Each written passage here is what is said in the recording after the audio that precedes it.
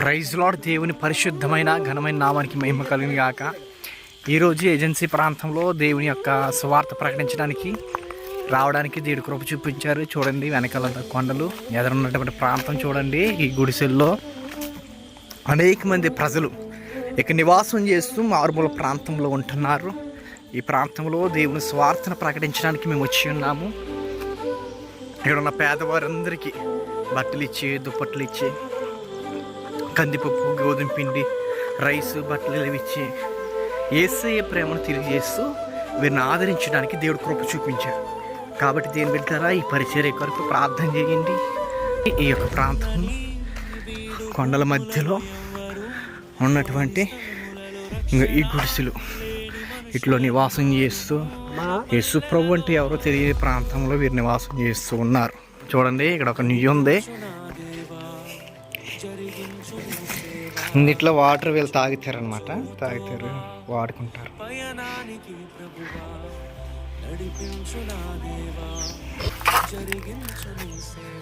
ఈ ప్రాంతంలో ఈ నీటిని వీరు తాగుచు ఇక్కడే నివాసం చేస్తూ ఉంటారు.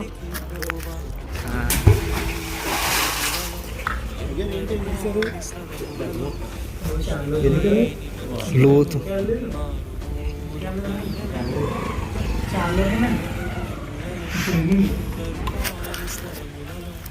నిఖిల్ పాస్టర్ గారు స్థానిక దేవుని యొక్క సేవకులు ఈ ప్రాంతంలో చాలా దూరం నుంచి ప్రాంతానికి వచ్చి భారభరితమైన సేవ ఇక్కడ చేస్తూ ఉన్నారు. ప్రతి వారం కూడా ఈ దైవజనుడి కోసం ప్రార్థన చేయండి. ఆయన యొక్క మందిరాన్ని ఇస్తాను. చుట్టూ కొండల మధ్యలో ఉన్నటువంటి ఇల్లుల మధ్యలో ఇది మనం ఏదో చూస్తున్నాము. ఇది దేవుని మందిరం. ఇక్కడ చూడండి, మందిరం లోపల లాగుందో మీకు చూపిస్తాను. ఇదిగో ఇక్కడ ఆరాధించడానికి ఇదే మందిరం అన్నమాట. ప్రార్థన చేస్తామండి.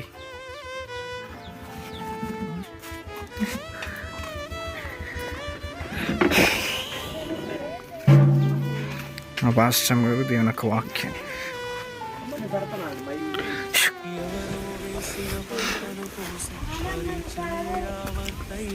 ఇక్కడ చూడండి. గుడిసెలన్నీ కూడా ఎంత మంచిగా గుడిసెలు వేసుకుని తమలో ఎంత చక్కగా ఉంటున్నారో చాలా సంతోషం వీరిని చూస్తూ. దేవుని కృపను బట్టి ఈ ప్రాంతానికి దేవుడు మాకు ఇచ్చిన భారం. ఇలాంటి వారి మధ్యలో దేవుని సేవ చేయడం చాలా సంతోషం. దేవుని నామానికి మహిమ. ప్రార్థన చేయండి వీరి కొరకు, వీరి పరిచర్యల కొరకు, ఈ ప్రాంతం కొరకు. దైవ సెంటరాలు ఇక్కడ ఇల్లు చూడండి ఎలా ఉందో. అంటే ఈ ఇంటిని ఇంకో దిక్కున కట్టుకోవచ్చు. అన్నా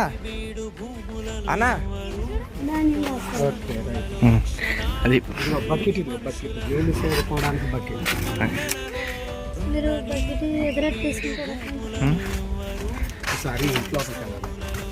చూడాలను మనం ఇంటి లోపలికి వెళ్దాము. ఎలా వెళ్ళాలి? ఇదేనా?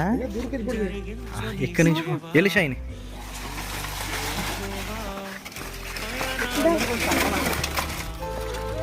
వంటగది. ఇది హాల్, డబుల్ బెడ్రూమ్. చూడు వంటగది చూడండి. ఇక్కడ వంటగది అట్లా ఉందో.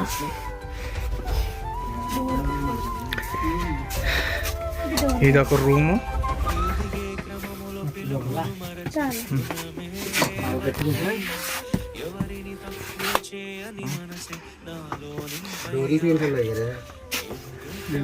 ఏం లేదు, అది పై నుంచి చేయడం పైన ఇక్కడ అటక ఉంటుందా?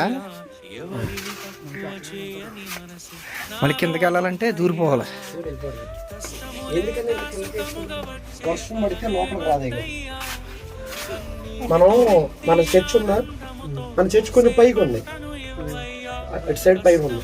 అలా పడితే వర్షం వచ్చేస్తుంది.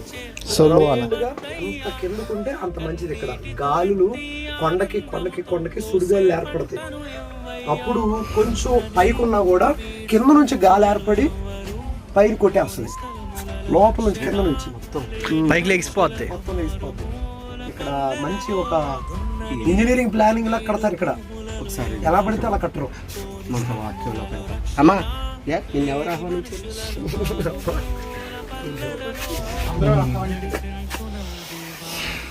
దీనికి ఏదో చాలా చరిత్ర ఉంది. ఏజెన్సీ ప్రాంతాల్లో ఇళ్ళన్నీ ఇలాగే ఉంటాయి. ఇలా ఉంటే సేఫ్. మన మందిరాల్లో సేఫ్ కాదు. అది మనకు ఉంటుంది. ఏజెన్సీ ప్రాంతంలో ఉన్నటువంటి ఒక ఇంట్లోకి వచ్చాము. ఇక్కడ ఏంటంటే ఇక్కడ చూడండి, ఇంట్లో లోపలికి రావాలంటే కింద నుంచి దూరం రావాలి.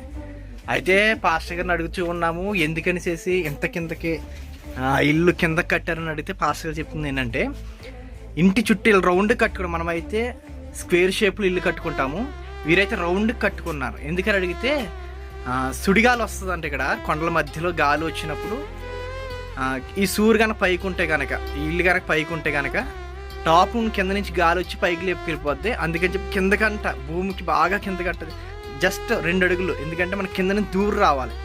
అలా జస్ట్ 2 అడుగులు కింద దూరం రావడానికే ప్లేస్ ఉంది. ఎందుకంటే గాలి వస్తే కానీ పైకి తీసుకెళ్ళిపోతుందని చెప్పి టాప్ లేపేస్తుందని చెప్పి వారి కిందకంతా పెట్టి ఇల్లు కట్టుకుంటారు. నిజంగా ఈ ప్రాంతానికి తగినట్టుగా వీరు ఇల్లు అయితే డిజైన్ చేసుకున్నారు.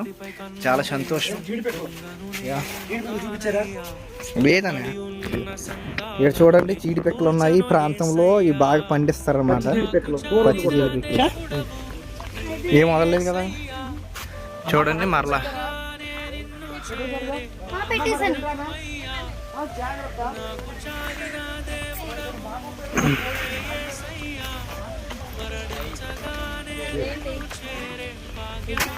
చదువుకుంటున్నారా నాన్న? చుట్టూ కొండ ఉంది ఈ పక్కన.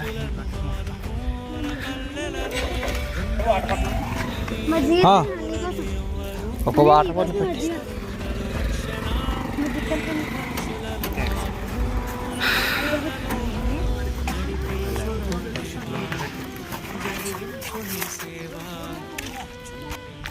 అంతేనా తీసుకొచ్చా.